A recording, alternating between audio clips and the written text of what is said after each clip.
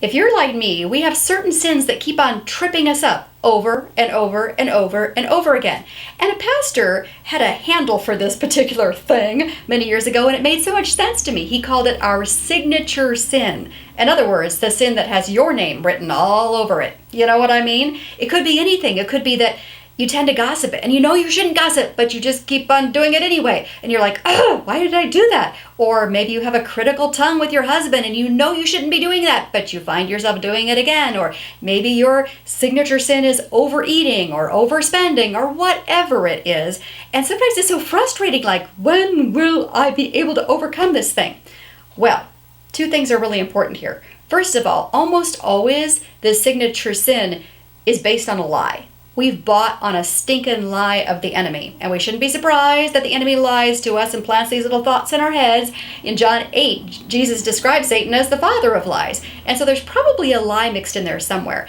And here's the thing. God is going to show us the way out. He'll expose the lie. He'll show us a way to avoid falling into that temptation once again. He says that in his word in 1 Corinthians 10, where he says, God is faithful. He will not let you be tempted beyond what you can bear, but when you are tempted, he will provide a way out. And you know what I believe the way out is a lot of the time? Is exposing the lie that you've believed so that he can then replace that lie with what is true. Let me give you an example. Maybe you're an overeater, someone who's always seemed to struggle with overeating. I've done that almost my entire life. And finally it dawned on me, I've been believing a lie. The lie might sound something like this.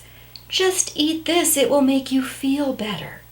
Does it ever make you feel better? I mean, 2 seconds after you're done eating, you do not feel better about this choice. You're like, oh, I'm such an idiot. I can't believe this. This is going to be bad when I get on the scale tomorrow. You know what I mean? It was a lie.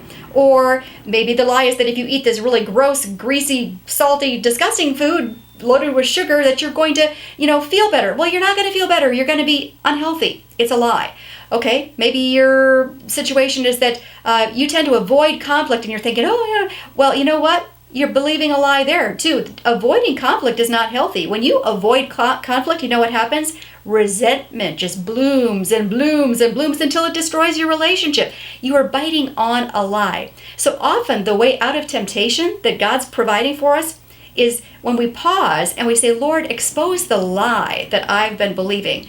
Then you start to find your way out of that temptation. And God is faithful. He will help you overcome it.